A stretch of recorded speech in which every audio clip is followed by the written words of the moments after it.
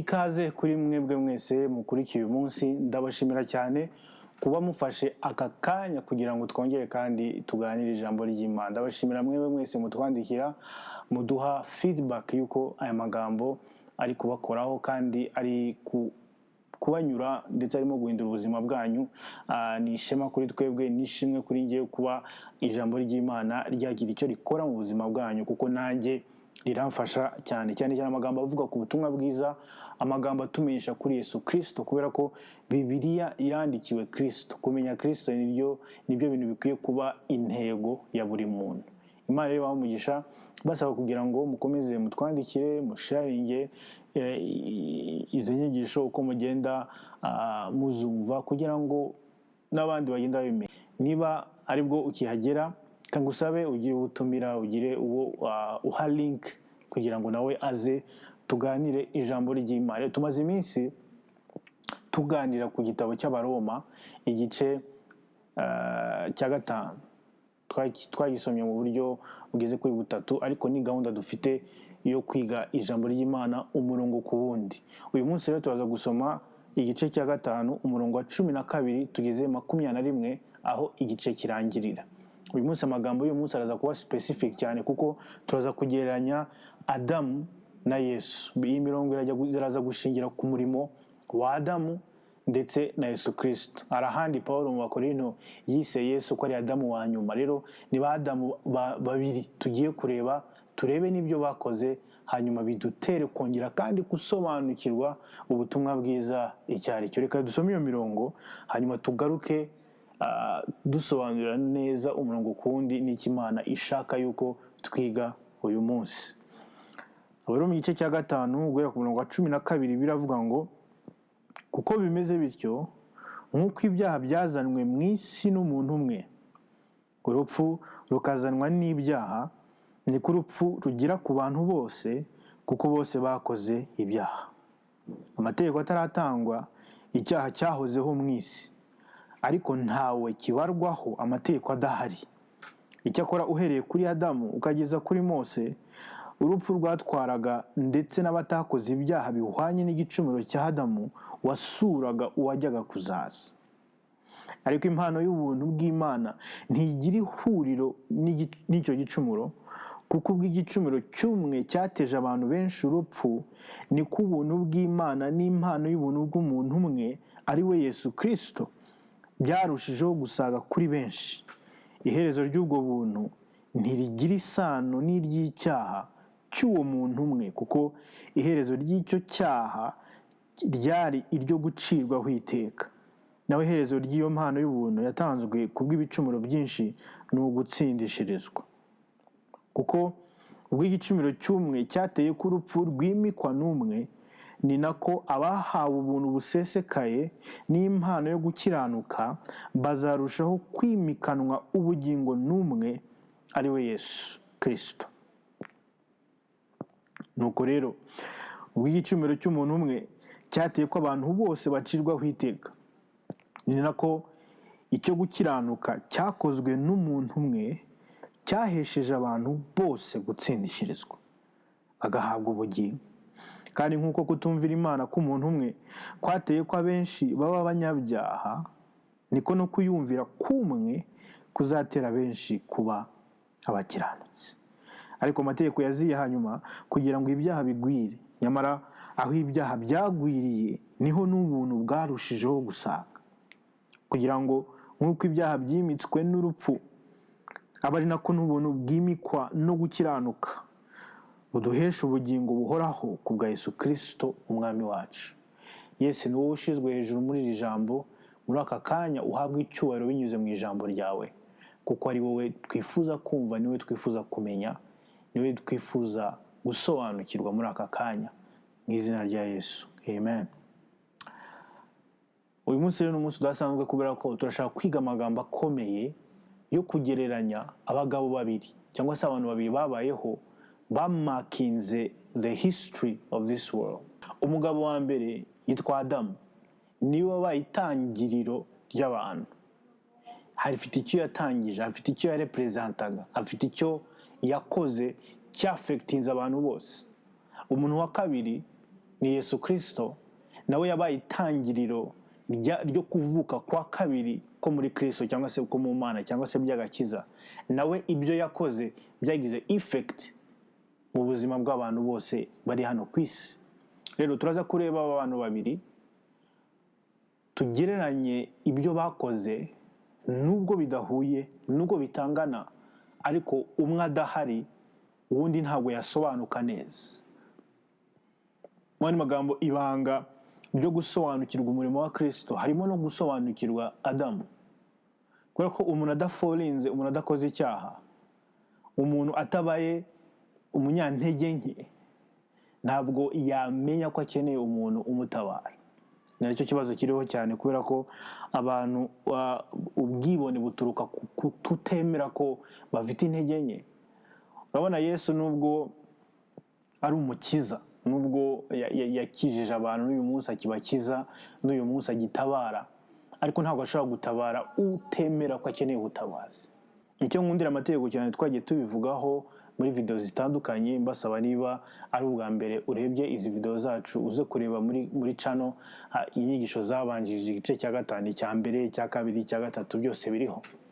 Ariko uhereye ku gice cya gatatu, Paul yagiye avuga amategeko n'akamaro k'amategeko, nuko Imana yashyizeho kugira ngo izane umuntu imwereke uburyo akeneye Imana. Kuko uko bimeze kose, kugira ngo effect ibyo Yesu yakoze, kugira ngo ibyo Yesu yakoze bigire icyo bikora mu buzima bwawe, nuko wemera ko ukeneye Yesu. Niko kwizera. Kwizera, iyo tuvuze ngo kugira ngo umuntu akizwe nuko yizera gusa, iryo jambo wenda abantu bagira ngo ni ikintu gitoya.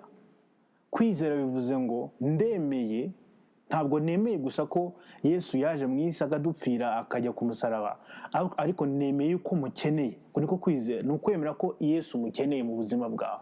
Kuko uramutse utamukeneye, nta effect yagira mu buzima bwawe. Ubutumwa bwiza ntabwo butubwira gusa ibyo Yesu yakoze, ntabwo butubwira imbaraga z'Imana gusa, ahubwo ubutumwa bwiza butubwira n'intege nke zacu ndetse na need yacu, nuko turi vulnerable, dukeneye igitangaza cy'Imana mu buzima bwacu. Ku murongo wa 12 atangiye avuga ikintu gikomeye, avuga ngo kuko bimeze bityo, nk'uko ibyaha byazanwe mu isi n'umuntu umwe, urupfu rukazanwa n'ibyaha, niko urupfu rugira ku bantu bose, kuko bose bakoze ibyaha. Atangiye avuga ngo ibyaha byazanwe mu isi n'umuntu umwe, ariko arangije avuga ngo bose bakoze ibyaha. Byagenze bite? Ni ukuvuga ngo umuntu umwe yahagarariye abantu bose. Ahangaha umuntu atayibaza kubera icyo tubazwa icyaha cy'umuntu umwe. Ni ukubera ko Imana irema Adamu, ibyo Adamu yakoraga byose ntabwo byari we gusa. Imana yaramuremye imushyira mu ngobyi ya Edeni, ariko imurema si we yabonaga gusa, kuko n'umugisha wa mbere Imana yahaye Adamu yaramubwiye ngo mugende mubyare mukwire isi yose. Imana irema Adamu, irema umuntu, yaremye isi yose, yamubonagamo abantu bose, yamubonagamo njye nawe, kuko nta handi umuntu yigeze ava uretse kuri Adamu. So Adamu yari ahagarariye, yari representation y'inyoko muntu ya mankind, y'abantu bose bari hano ku isi. Mu magambo, decision yashoboraga gufata icyo gihe, imyitwarire y'icyo gihe, ntabwo yari irangiriye kuri we gusa, ahubwo yaffectingaga n'abazamukomokaho bose. So byari bikwiriye yuko Adamu yitwara neza, byari bikwiriye ko amenya impamvu Imana yamuremye, kuko muri we yagomba gukomokaho n'abantu bose. Imana ishyiraho igiti mu ngobyi ya Edeni, yaramubwira ngo ushobora kurya ibintu byose biri hano muri iyi ngobyi, ariko kiriya giti kimenyesha icyiza n'ikibi ntimuzakiryeho, kuko nimukiryaho ngo no gupfa muzapfa. Hano hahita hazaho ikibazo nkunda kubazwa cyane, nifuza kuba nasubiza mu buryo muri rusange. Niba nawe ukibaza, urakoze kukimbaza nawe. Baravuga ngo se kuki Imana yari izi ko bazakora ibyaha, Imana yari izi ko bazacuna, kuki yashyize icyo giti? Mu magambo, kuki Imana yabateze umutego? Ntabwo Imana yabateze umutego. You see, Imana irema umuntu, yaremye kugira ngo bagirane ubusabane, bagirane relationship. Ntabwo Imana yaremye amarobo, ntabwo yaremye amakompiyuta azajya akora ibyo yo ishaka. Byari biyoroheye cyane ko yarema umuntu umeze gutyo, kuko ni Imana ishobora byose, ko yarema umuntu, uwo muntu ikamushyiramo kuba atashaka ikindi kintu, kuba atakunda ikindi kintu, akayiramya gusa. Nk'uko abamarayika bari mu ijuru bashinzwe gukora, nta kindi kintu bashinzwe gukora uretse kuramya Imana, natwe yari kuturema ikaturema turi aho ngaho tukahora dukora ibyo ishaka tudatekereje. Ariko iyo ugiye gusabana n'umuntu, iyo ugiye kugirana relationship n'umuntu, ntabwo ariko bigenda. Ntabwo iyo ushaka gukundana n'umuntu, nanone kugira ngo feeling iyo relationship nuko uko ukunze umuntu nawe agomba kugukunda bihisemo. So kugira ngo icyo Imana yashakaga mu kurema umuntu gishoboke, nuko yagombaga guha uwo muntu nawe amahirwe yo kuba yahitamo kuyikunda. Niyo mpamvu Imana iturema yadushiremo icyo bita mu Cyongereza free will, cyangwa se ubushobozi bwo gushaka, ubushobozi bwo kwifuza, ubushobozi bwo kwigenga, ubushobozi bwo gufata inzira dushaka. Hanyuma twebwe noneho muri bwa bushake, muri iyo free will, twakwifuza kuyiramya, twakwifuza kuyumvira, bikaba ari byo biyihesha icyubahiro, kubera ko noneho twahisemo, kubera bwa bushobozi yaduhaye, kuba tuyihisemo nibyo biteye guhabwa icyubahiro. Niyo mpamvu kuramya Imana ni ikintu gikomeye cyane Imana yakira, kubera ko kuramya ni ikintu gituruka mu bushake. Iyo upfukamye ukaririmba ukazamura amaboko ugasenga biturutse ku bushake bwawe, aho ngaho niho Imana ihabwa icyubahiro, kurusha kuba wasenga kuko ari gahunda yo mu itorero, cyangwa se ari byo bakubwiye gukora, cyangwa se wumva ko nusenga nibwo Imana iri bugusubiza. Iyo usenze uvuga ngo uyu munsi ndashaka gufata iminsi yanjye kugira ngo njye ku ruhande, ibindi byose mbishyire ko I want to talk to God, ndashaka gusabana n'Imana. Iyo ubikoze mu bushake bwawe nibwo Imana ihabwa icyubahiro, kuko Imana yaturemye idushizemo, ntabyita wenda muri tekiniki iyo device yo kuba twebwe twahitamo kuba twakumvira Imana cyangwa tutayumvira. Ni gute rero Imana yari kwerekana ko abantu yaremye yabahaye ubushobozi bwo guhitamo itatugaragarije icyo yabikozeho?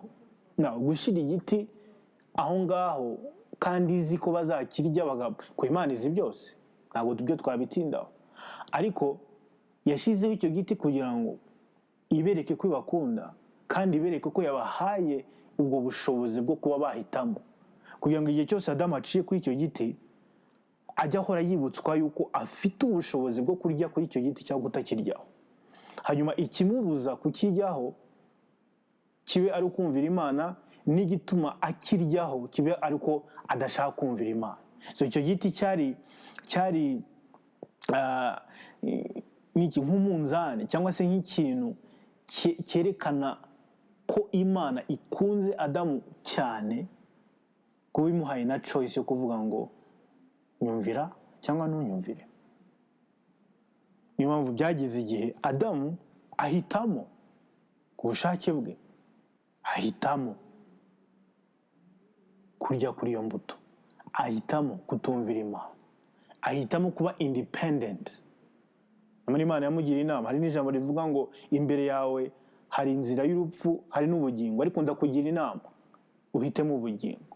Imana yabwiye Adamu, iramubwira ati iki giti kiri aho ngaho, dore kimenyesha icyiza n'ikibi, ariko ndakugira inama yo kutakiryaho, kuko nukiryaho this is what is going to happen to you. Ariko nyuma yo kumenya ibyo byose, nyuma yo kumenya ikibi kiri buve mu kutumvira Imana, ndetse n'iyo warning ivuye ku Mana kuko Imana imukunda, ahitamo kukiryaho, hanyuma aracumura. Ni nko kuvuga ngo Mana, I can do it, I got it, nabaho, udahari nabaho, nanjye ndashaka ubwanjye kumenya icyiza n'ikibi, nzirinda, don't worry. Ariko murabizi icyabayeho nuko amaze gutumvira Imana yahise amenya byihuse uburyo ari umunyantege nke hanze y'Imana. Nibwo yatangiye kubona ko yambaye ubusa, nibwo yatangiye kugira ubwoba no guhunga Imana, nibwo yatangiye kumenya ko bigoye kuba mu mbaraga ze yabana n'Imana. This is what happened iyo dushaka kwitekereza yuko twabaho, twakwibeshaho hanze y'Imana. None se niba wumva ko Imana nta kimaze, Yesu nta cyamaze, iby'Imana ari politiki, ari siyasa, kuki uba mu bwoba, kuki uba depressed, kuki uhangayika, kuki ubura inzira n'ibisubizo mu buzima. Ese ubuzima bwawe koko ushobora kwemeranya n'umutima wawe yuko hanze y'Imana ubuzima bwawe bufitiye control? So Imana yakuremye niyo ishobora kurinda ubuzima bwawe. That's why kuba umukristo, gukizwa, gukurikira Imana ni kubw'ineza yawe, ni wowe bifitiye akamaro, kuko uba recognize, ubuhisemo kuvuga ngo Mana ni wowe wandemye, nyobora, ni wowe nizeye. Ibi ntabwo ari ibintu byazanywe n'abandi, ntabwo ari ibintu byazanywe n'abazungu, ntabwo ari ibintu byazanywe n'undi muntu. This is not politics, this is nothing else than gusubiza imitima yacu ku muremyi wacu. So Adamu rero ikintu atamenye icyo gihe, amaze gukora igikorwa cyo kutumvira Imana, nuko yadutwaranye nawe muri we n'urubyaro rwose, aribo twebwe twagombaga kuvukira natwe muri Edeni, twagombaga kuremerwa muri Edeni. Bamwirukanye twese turagenda. Niyo mpamvu mu gice cya 12 umurongo wayo utangira bavuze ngo ibyaha byazewe n'umuntu umwe, ariko harangira ngo bose bakoze ibyaha. Twabikoze ryari? Twabikoze muri we, kuko ya representaga umuntu. Umuntu rero ahava akagera, it doesn't matter aho yavukiye, igihugu yakuriyemo, it doesn't matter umuryango avukiyemo, it doesn't matter kuba yanavukira mu rusengero. Umuntu wese avukira hanze ya Edeni, avukira hanze yo kubaho kw'Imana, kubera ko umuntu waturepresentaga yakoze icyaha kandi tugikorera muri we. 13 turavuga ngo amategeko ataratangwa icyaha cyahozeho mu isi, ariko ntawe kibarwaho amategeko adahari. Icyakora uhereye kuri Adamu ukageza kuri Mose, urupfu rwatwarwaga ndetse n'abatakoze ibyaha bihwanye n'igicumiro cya Adamu wasuraga wajya kuza. Bishatse kuvuga ngo hagati ya Adamu akora icyaha kugeza ku gihe cy'amategeko, abantu bakoraga ibyaha kandi cyababarwaho, ariko ntabwo bari bazi ibyaha ibyari byo kugeza igihe amategeko yaje. Ko biravuga ngo icyaha nicyo kimenyekanisha, ngo amategeko niyo amenyekanisha icyaha. Ariko ntibivuze ko amategeko ariyo yazanye icyaha. Amategeko yaje kurivilinga ibyaha. Amategeko yaje gushiraho etikete ku byaha abantu bakoraga. Ntabwo abantu bari bazi kwifuza icyo ari cyo, ntibari bazi gusambana icyo ari cyo, ntibari bazi kwica icyo ari cyo. Amazina yazanywe n'amategeko. Niyo mpamvu igihe cyose ahantu hose yigishijwe amategeko hazaho consciousness y'ibyaha. Amategeko ntabwo yaje gukuraho ibyaha, ntabwo yaje gutunganya abantu, ntabwo yaje guhindura abantu abera, ahubwo yaje kugira ngo yita amazina icyaha. Ariko mbere y'amategeko ngo abantu bakoraga ibyaha, kubera ko icyaha cyatangiye umunsi Adamu yacumuraga, kandi twese tuvuka turi n'uyu munsi. Umuntu wese uvutse, umuntu wese uzije muri iyi si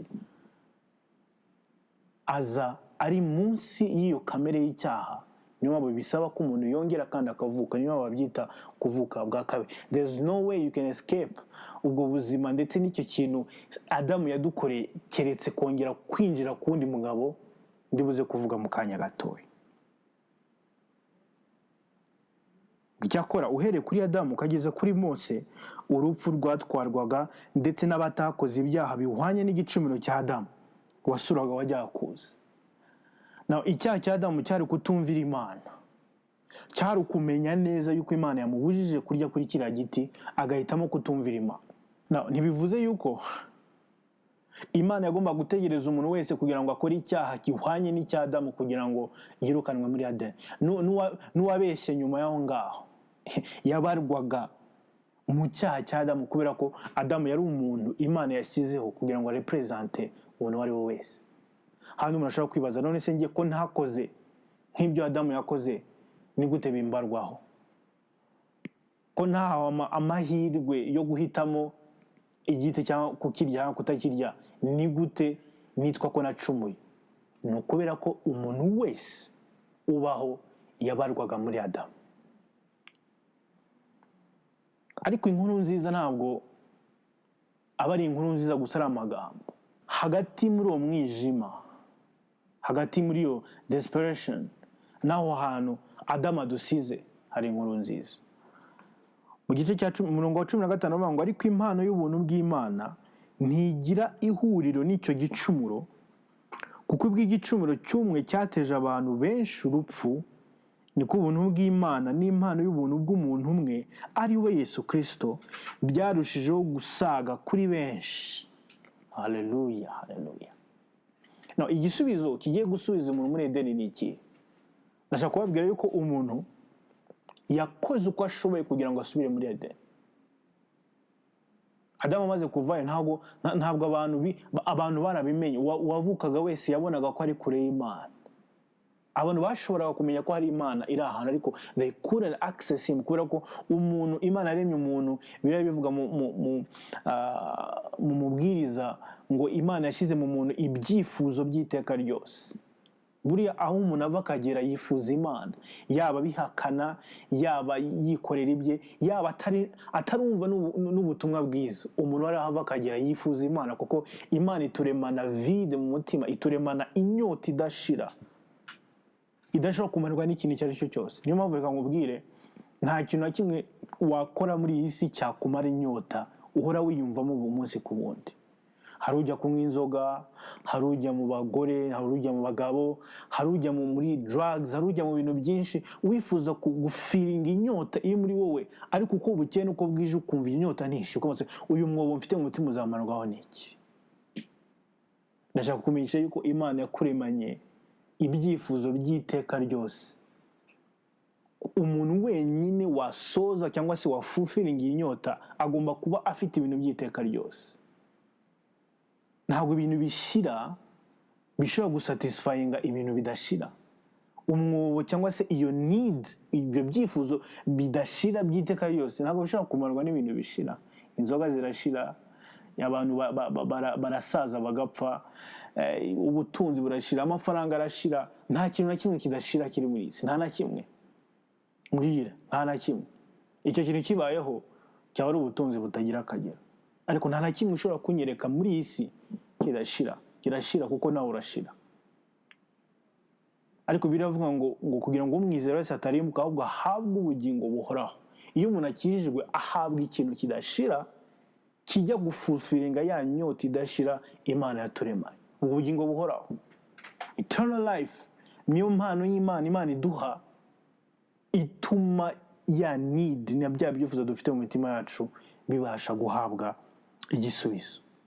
Now abantu bamaze kuva muri Edeni, tumaze gukora ibyaha kubera Adamu, imitima yacu yahoze yifuza gusubirayo, ariko tukabura inzira.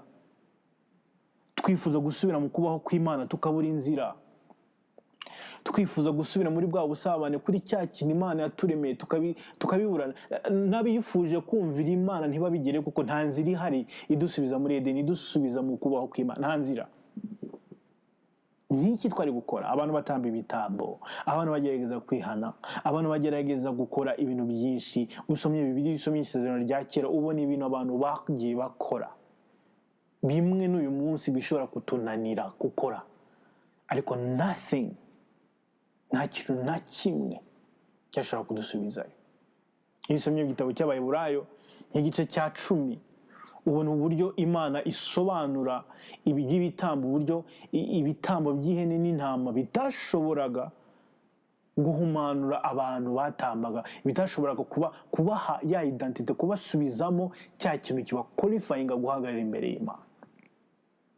Iyo tuvuga gakiza tuba tuvuga iki? Iyo tuvuga gukizwa tuba tuvuga iki? Ntabwo tuba tuvuga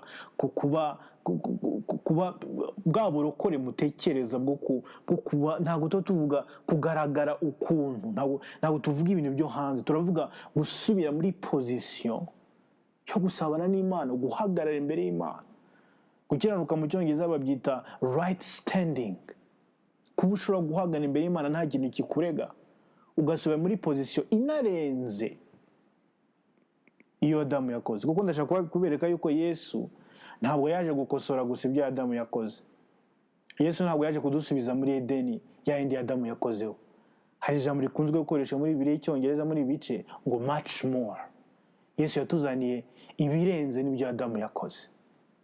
That's why kuba muri iyi si utizera Yesu Kristo, sinzi indi garanti ufite yo kubaho. Na igisubizo cyabonetse ni iki? Yesu yaraje avuga ngo ni njye nzira, ukuri n'ubugingo, ngo ntawe ujya kwa data ntamujyanye. Iyo dusomye ijambo ngo ntawe ujya kwa data ntamujyanye, igihe cyose kuva nkiri umwana natekerezaga ngo ntawe ujya kwa data ntamujyanye, natekerezaga nk'urwego ruzamuka rujya hejuru rujya kuma rujya mu ijuru. Ntawe ujya mu ijuru ntamujyanye. Ariko the truth about this verse ivuga ngo ntawe ujya kwa data ntamujyanye, bivuze ngo ntawe usubira mu kubaho kw'Imana ntamujyanye. Ni njyewe nzira yayindi abantu babuze, ni njyewe ya nzira Adamu banyuzeho basohoka, ariko inzira igasibana ntihagire umuntu ushobora kuyigeraho. Yesu araza arigaragaza ati ni njyewe nzira, ukuri n'ubugingo, ntawe ushobora gusubira muri Edeni ntamujyanye. Ntawe ushobora gusubira muri ya stati ya mbere, ntawe ushobora gusubira muri ya stati Imana yaremeye umuntu ntamujyanye. Ntawe asubira hahandi Imana idushaka atari Yesu umujyanye. Niwe nzira, nta yindi nzira, nta yindi shortcut, nta bindi nta bundi butumwa. Iyo buza kuba buhari twari kubabwira, nta kindi cyadusubiza mu busabane n'Imana kitari Yesu Kristo. Nta kayi gashya Yesu yazanye nifuza ko dusesengura muri aka kanya. Nta kayi gashya Yesu yazanye katumye twongera kandi gusubirayo. Yadusabye iki? Yadutegetse gukora iki? Uyu munsi aradutegeka gukora iki kugira ngo dusubire mu busabane n'Imana? Ndashaka kubwira wowe ukunkurikira, birashoboka uyu munsi. Uko ugenda wumva aya magambo, biragushobokera cyane ko wakongera kandi ukagirana ubusabane n'Imana. Ubusabane n'Imana burashoboka. Ubusabane butuma ubwoba bushira, ubusabane bugukoraho confusion, ubusabane butuma wongera kandi kumenya the purpose of life.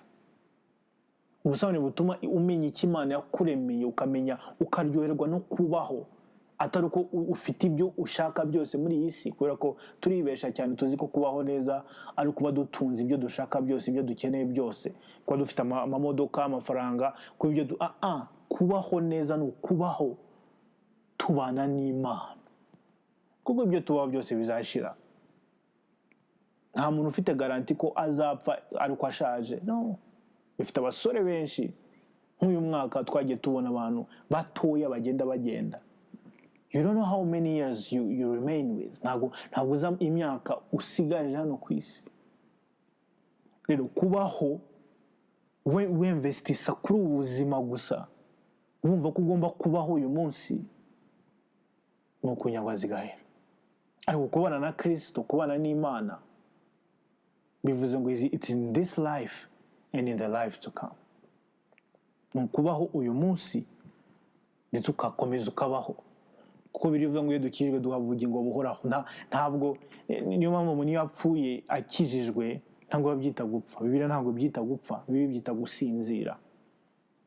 Nta munsi uzigera urizwa nuko wabonye umwana wasinziriye. Babizi ko bigomba kubaho ko umuntu asinzira. Impamvu utarira ni uko uzi ko nyuma y'amasaha make ari bubyuke. Rero umukristo wakijijwe, iyo yakiriye Kristo aba yakiriye ubugingo ku buryo ntabwo apfa, arasinzira, kuko iyo avuye muri iyi si akomereza ahandi. So the greatest investment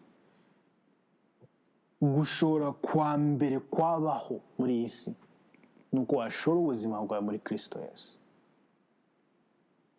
Niyi system Yesu yakoresheje rero, tugiye kureba ko Yesu we nka Adamu wa nyuma, kuko nta wundi muntu uzongera kuza nyuma ye, yakoze ibihabanye n'ibyo Adamu yakoze, arangije noneho result y'ibyo yakoze biba byiza kurusha ibibi twabonye ku bwa Adamu. Ngo ariko impano y'ubuntu bw'Imana ntigira ihuriro n'icyo gicumuro, kuko ubwo igicumuro cy'umwe cyateje abantu benshi urupfu, niko ubuntu bw'Imana n'impano y'ubuntu bw'umuntu umwe ari we Yesu Kristo byarushijeho gusaga kuri benshi. Yesu aza kudukiza, Yesu aza guhindura no gukora ibihabanye n'ibyo Adamu yakoze, yakoresheje igikoresho kimwe gusa cyitwa ubuntu bw'Imana. Niyo Bibiliya ngo twakijwe n'ubuntu kubwo kwizera, nta kindi kintu Imana yakoresheje. ntabwo dukizwa kuko ari byo twatanze, ntabwo dukizwa kuko twera, ntabwo dukizwa kuko twakoze imirimo myinshi. Dukizwa na bwa buntu bwa Yesu Kristo. Yesu aza kudupfira, Yesu aza guhindura amateka, yakoresheje igikoresho cyitwa ubuntu bw'Imana. Mu yandi magambo, hatariho ubuntu bw'Imana nta Kristo uriho. Christ is defined by his grace. Yohana yaramubonye mu gice cya mbere avuga ngo twabonye yuzuye ubwiza nk'ubw'umwana w'Imana, ngo yuzuye ubuntu n'ukuri. Ngo amategeko yazanywe na Mose, ariko ubuntu n'ukuri byo byazanywe na Yesu Kristo. Yesu ari defined na grace ye. Apa n'ubuntu twebwe dutekereza, apa n'ubuntu twebwe dushaka kwisobanurira, apa ubuntu abantu bashaka gutwara uko bashaka, ni ubuntu bw'Imana. Twabyemera turi babiri, twabyemera wabyemera uri umuntu umwe, isi yose ikabyanga, ntabwo bihinduraho ukuri ko ubuntu bw'Imana ari bw'Imana yahagazeho kugira ngo ikize ubwoko bwawe. Ubuntu bw'Imana icyo Imana yahagazeho kugira ngo agakiza kaboneke. Rimwe Paulo yigishije Abagalatiya, abigisha ubutumwa bwiza nk'uko n'abandi kubigisha ubu ngubu, bamenya ko Imana yextendinze ubuntu bwayo, kuko bari bazi ko agakiza kazaniwe Abayuda gusa. Bagiye kureba babona n'abanyamahanga batangiye gukizwa. Batangira kubona Petero ajya kwigisha ku munyamahanga, akabona abantu batangiye kuvuga mu ndimi, bakiriye umwuka wera, kibaza se bano bantu nabo bari muri liste y'abagomba gukizwa, birabacanga. Biba ngombwa ko banamutumiza mu nama muri Yerusalemu, bamubaza se ninde wakubigiye kujya ku banyamahanga, ntuzi yuko agakiza kazaniwe Abayuda gusa? Petero arahagarara aravuga ngo nanjye rwose niko narinzi ko agakiza kazaniwe Abayuda gusa, ariko nabonye n'abantu batari Abayuda batangiye gukizwa. Arababwira ngo njyewe ndinde kugira ngo mvuguruze Imana? Niba Imana yahisemo gukiza abanyamahanga, njyewe ndinde kugira ngo bitandukanye, ngo menye neza yuko Imana itarobanura ku butoni. Aho ngaho Paulo atangira gusobanukirwa, n'intumwa zitangira gusobanukirwa yuko gukizwa it's not about uko witwaye n'imigenzo wakurikije y'idini nuko witwaye. It's all about the grace of God. Kubisobanukirwa, gusobanukirwa ubwo buntu niho upfundo ry'agakiza riri. Paulo rero ajya mu Bagalatiya, mu banyamahanga, babwira uko Yesu yaje kubacungura akabapfira, ababwire ko ntago bakeneye kujya kubatizwa mu Bayuda, ntibakeneye kujya gukebwa, ntibakeneye kujya gukurikiza amategeko ya Mose kugira ngo bemerwe. Kuba bizera Yesu Kristo nibyo yabakoreye bituma bakizwa. Ariko amaze kuvayo, haza abandi Bayuda barababwira ngo ibyo Paulo yababwiye ntago byuzuye, niba mwarakijijwe mwongere kandi mukebwe. Arangije abimenyera abandikira babwira ngo ni mwabapfapfa mwe, ninde wabaroze? Ninde wababwiye ko mutangirana iby'umwuka mugasoreja iby'umubiri? Iby'umwuka yavugaga ni ukwakira ubuntu bw'Imana, iby'umubiri ni ugushaka kongera imirimo yabo. Arababwira ngo nihagira undi muntu uza kubabwira ubutumwa butari bwo nababwiye bw'ubuntu bw'Imana, ngo naho yaba ari marayika uvuye mu ijuru avumwe, ngo nongere mbisubiremo, ngo yaba ari njyewe, yaba ari n'amarayika wo mu ijuru, naza kubabwira ibitandukanye n'ibyo nababwiye, ngo avumwe. This is how serious the gospel of God's grace iri. Aravuga ngo nta handi hantu twakirizwa. Niyo mpamvu tugomba guhitamo uyu munsi kuvuga ubuntu bw'Imana. Ntabwo nshaka kuba mu mubare bazavumwa, ntabwo nshaka kuba mu mubare w'abamarayika bazavumwa, kubera ko ubutumwa bwiza nibwo bukwiye kuvugwa. Imana ikorera muri systeme y'ubuntu bwayo, ntabwo ikorera muri systeme ya performance no kureba ko ubikwiriye. Iyo ni systeme yo mu isi. Mu isi ubona ibintu kuko wabikoreye, kandi koko tugomba gukorera ibintu, ugomba kubyuka ugakora. You have to earn your salary. Ugomba kurya uko wakoze rwose, na Bibiliya irabyigisha. Ariko haraho iyo systeme itarenga. Iyo bigeze ku gakiza, nta mezi Imana igutegurira utagize icyo ubikoraho. Ndatekereza ko ari mu bintu bituma abantu batemera, bumva agakiza ari ibintu bidafashe, bibatera ubwoba no kubyakira, kuko bumva ko byoroshye cyane, kuko tumenyereye gukorera ibyo tubonye byose. Ariko ubuntu bw'Imana n'amezi Imana idushiraho, ikavuga ngo muze mwicare murye. Binyimukije inkuru ya Mefibosheti, umwana wa Yonatani yari yarasize. wari ufite ubumuga akiri uruhinja yari kuyaragwa hasi aravunika amaguru ye aracika aba ikimuga aramugara amaguru yombi. Umunsi umwe Dawidi aramwibuka aravuga ngo mugende munshakire umuntu uwo ari we wese waba ukomoka mu muryango wa Yonatani ngo kugira ngo mugirire neza kubwa Yonatani, ngo nta kintu ndi bugendereho, sindi bugendere kuri performance zabo, sindi bugendere uko uwo muntu asa, njyewe ndashaka kugirira umuntu neza ukomoka kuri Yonatani kubera urukundo mfitiye Yonatani. Bamaze kuzana Mefibosheti, Dawidi aramubwira ngo kuguhera uyu munsi uzajya urira ku meza yanjye, abagaragu banjye bazaba abagaragu bawe, ibyo wifuza byose uzabibonera hano, uzajya urira ku meza yanjye, ntabwo uzajya ku ruhande. Naho ushobora kwibaza Mefibosheti yakoze iki cyo kwimpressiona Dawidi kugira ngo abone iyo faveur yose? Nta kintu na kimwe. Ni ukubera urukundo Dawidi yakundaga se, niyo mpamvu yabonye izo benefit. This is the gospel. Agakiza dufite, ubuntu bw'Imana ku buzima bwacu, ibitangaza Imana idukorera, ineza y'Imana ku buzima bwacu ubona buri munsi umunsi kundi, ntibituruka ku byo uba wakoze, ntibituruka ku buryo uba wirinze, ntibituruka ku maturo uba watanze, ntibituruka ku kintu icyo ari cyo cyose, bituruka kuko Imana yabaye satisfied n'ibyo uyu muntu umwe yakoze. Ngo nk'uko umuntu umwe yakoze icyaha abantu bose bakabarwaho ibyaha, niko noneho n'uyu muntu witwa Yesu Kristo ibyo yakoze byazanye effect ku bantu bose bamwizera. Nawe Imana ikugiriye neza ibigendeye kuri Yesu Kristo, iyo Imana ikweretse neza yayo ibigendeye ku byo Yesu Kristo yakoze, wowe nta part n'imwe yawe irimo, ahubwo ibyo ukora nyuma biza nyuma y'uko Imana imaze kugira neza.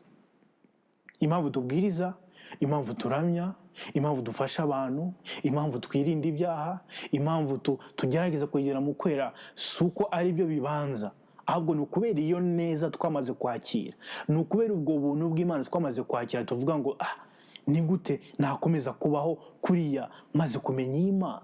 Because of the love, biravuga ngo urukundo rwa Kristo ruraduhata, ngo kuko twemejwe yuko nk'uko umwe yapfiriye bose, ngo niko bose bapfuye, ngo kandi yapfiriye bose kugira ngo abariho be kubaho ku bwabo, ngo ahubwo babeho ku bw'uwo wabapfiriye akabazukira. That's why mu rukundo rwa Kristo ruduhata ruvuye he? Nuko tuba twibutse yuko Imana yagaragaje ubuntu bwayo butarondoreka ku buzima bwacu. Hallelujah. Ndashaka ko uyu munsi usobanukirwa yuko ubuntu bw'Imana buri ku buzima bwawe, ineza y'Imana iri ku buzima bwawe. Kubera iki? Kuko Imana ari nziza, kuko Imana yuzuye neza, kubera icyo Kristo yakoze cyasimbuye, gikuraho, gica intege ibyo Adamu yakoze. Ngo iherezo ry'ubwo buntu ngo ntirigira isano n'iry'icyaha cy'uwo muntu umwe, ngo kuko iherezo ry'icyo cyaha ryari gucirwaho iteka, naho iherezo ry'iyo mpano y'ubuntu yatanzwe ku bw'ibicumuro byinshi ngo ni ugutsindishirizwa. Ngo the end goal y'ubwo buntu bw'Imana ku buzima bwawe ngo ntawe buzaba buhuriye n'ibyo icyaha cyakoze. Icyaha cyatumye ducirwaho iteka, icyaha cyatumye umuntu ava muri presence y'Imana, icyaha cyatumye tuvuka twese turi abanyabyaha. Ngo ariko noneho ubuntu bw'Imana bumaze kuza budusubiza muri presence y'Imana, ndetse tubona benefits zirenze consequences twagize kubera icyaha cya Adamu.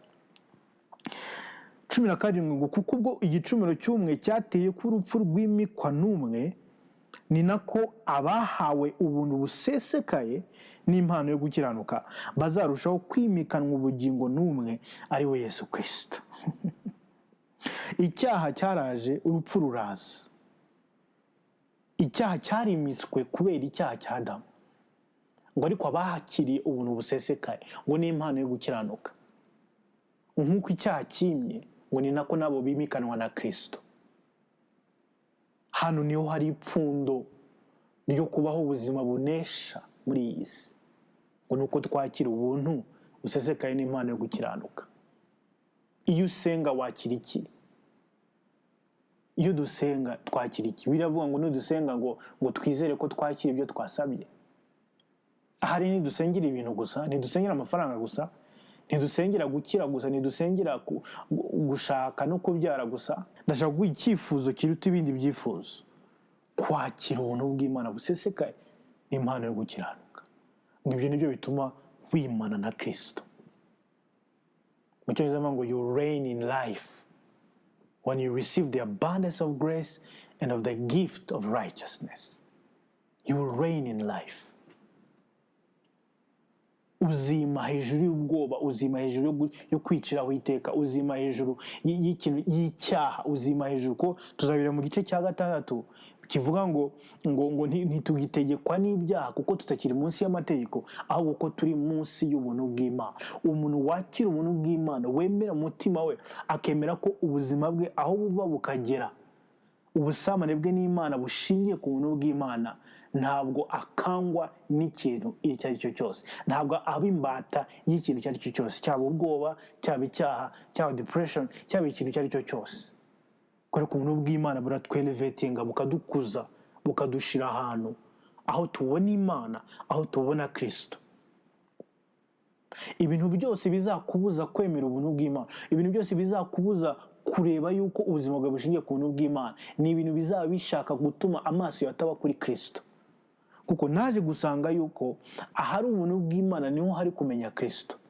Satani rero ntabwo ashaka kumenya Yesu, kuko biravuga ngo impano y'ubuntu yazanywe na Kristo. Mane magambo, inzira yo kumenya Kristo ni ubuntu bwayo. Satani rero azaza kubwire ubuntu ni ibintu bibi, ntujye kumva ibyo bintu, hanyuma ashake ko ujya kumva izindi nyigisho, wumve gusa ko abanzi bawe Imana igiye kubica, bagiye gupfa, ugiye kugaragara, Imana Yeriko yawe igiye kugwa. Satani ashaka ko uba self-centered, ariko n'iryari wikijije, n'iryari wikijije.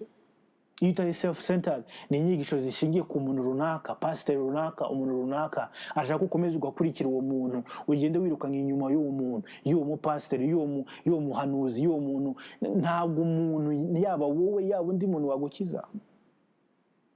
Ariko icyo nkundira ubuntu bw'Imana nuko bugarura focus yawe kuri Kristo Yesu, kuko niwe waje guhindura ibyo Adamu yakoze. Uyu munsi ari umuntu numvise ari kublaga aravuga ngo ningira mu ijuru ndashaka kumenya aho Adamu ari, niba ari mu ijuru cyangwa ahari hose, ndashaka kubanza kumenya aho ari, mukubite cyangwa mukorere nk'ikintu. Uriya muhimbyi yadukoreye koko, ariko ndashaka kumenyesha yuko niyo biza kuba ari wowe wari gukora the same thing Adamu yakoze, ni ngo ari njyewe, ari Adamu, ari umuntu wari wese, twese twari gukora ikintu cyari cyo. Niyo mpamvu ibyinigiro byacu ntibikiye kuba ku muntu wari wese, kubera ko twese tumeze nka Adamu.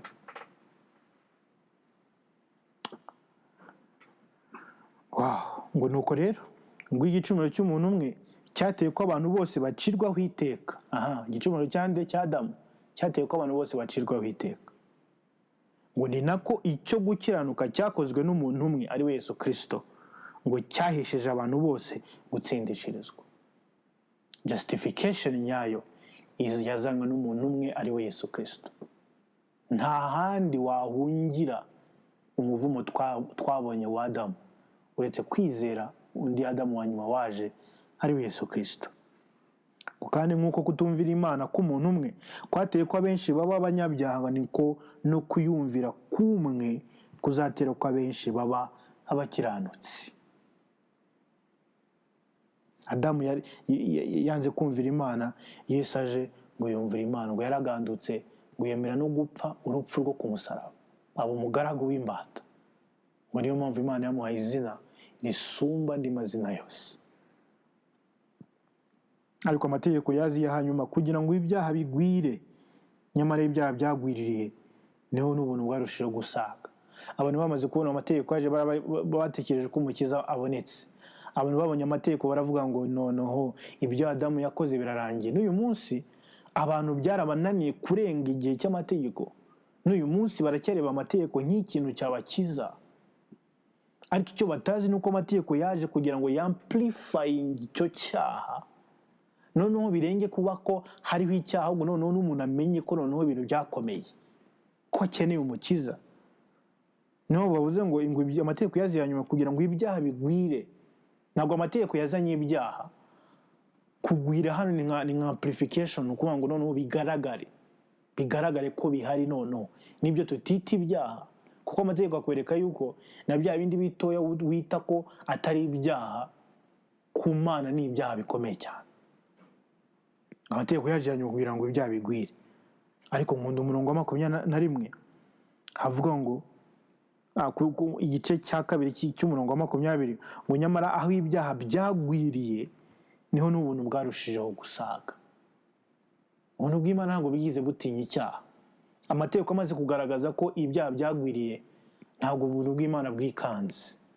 Ntabwo Yesu yavuze ngo noneho ndanyura he ko bibaye byinshi ndabishoborara, oya ntabwo yatinye. Ngo aho ibyaha byagwiririye, aho ngo ni Yesu yakubitiye. Niko ushobora kuba urwaye ufite igisebe bagatera igishinge nyine hahandi ubabara, niko Yesu yabikoze. Ntabwo yaciye ku ruhande, ntabwo yaje ngo atwoze hanze. Niba agakiza ntabwo ari ukuvugururwa, agakiza ntabwo ari ukozwa hanze kugira ngo tugaragare neza. Agakiza ni uguhabwa ubuzima bushya, icyaha Imana ikagikuraho ngo tugahinduka ibyaremwe bishya muri Kristo Yesu. Ngo kugira ngo nk'uko ibyaha byimitswe n'urupfu, ngo bari nako n'ubuntu bwimikwa no gukiranuka buduhesha ubugingo buraho kubwa Yesu Kristo umwami wacu. Kubera icyaha cyagize imbaraga kubera ko urupfu rwaje. Buriya ubona abantu bapfa, ukabona bagendaga bapfa, iyo ni result y'icyaha. Ariko Yesu amaze kuza, kubera gukiranuka kwe yagaragaje, kubera kumvira Imana ko yagaragaje, bituma noneho n'ubuntu bw'Imana bwimikwa. Kuko tudafite ubuntu bw'Imana nta butumwa bwiza dufite.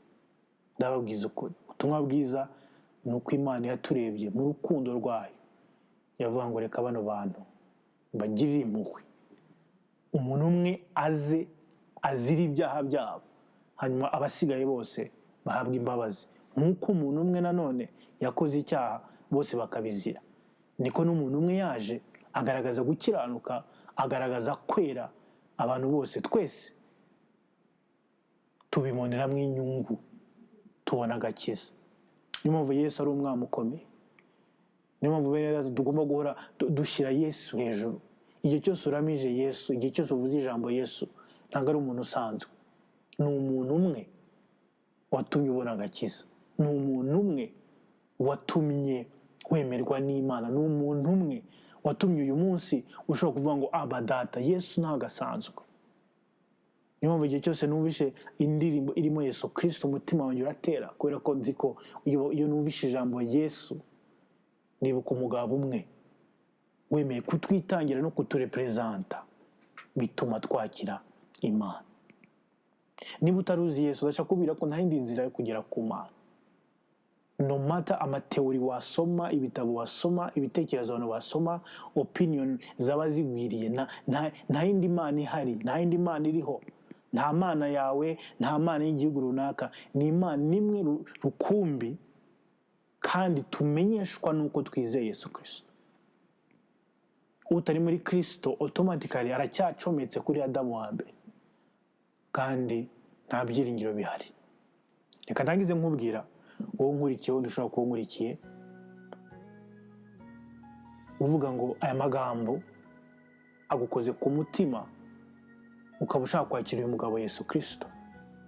Kuko ubu buntu tuvuga ntacyo bushobora kukumarira niba utabyizeye n'umutima wawe, niba utabyemeye n'umutima wawe. Ndifuza gusengana nawe muri aka kanya, usubiremo aya magambo agiye kuvuga, hanyuma nawe ubashe kwakira Yesu umwami n'umukiza wawe.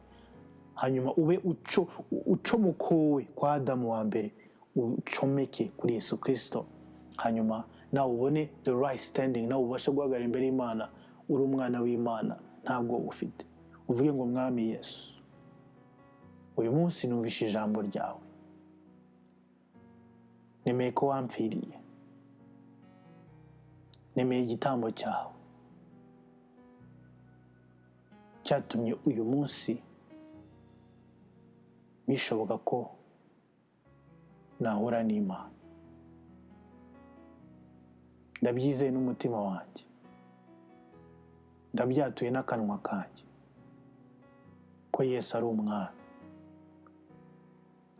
Kuva uyu munsi ndi umwana w'Imana kubera igitambo cya Yesu Kristo. yatambye ku bwanjye. Sinkiri umunyabyaha, sinkiri imbata, ahubwo ndi umwana w'Imana. Yesu ndagushima, ndagusaba kugira ngo unyobore, unyigishe kukumenya, nkure mu buntu bwawe,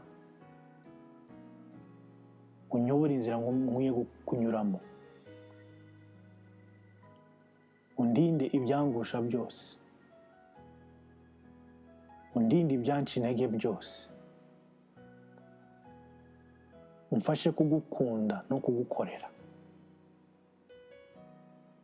watse umuriro w'urukundo mu mutima wanjye,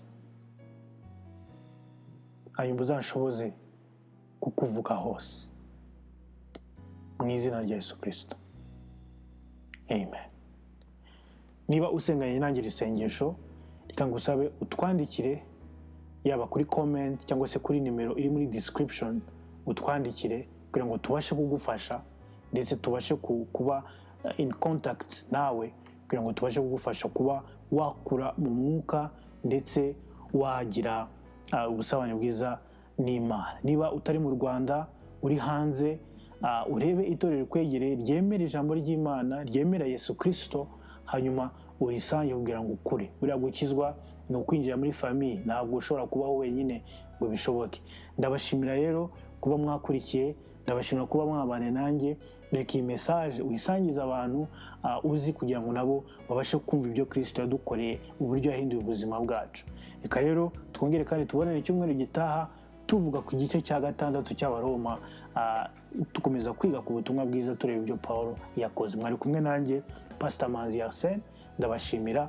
Imana ibahe umugisha.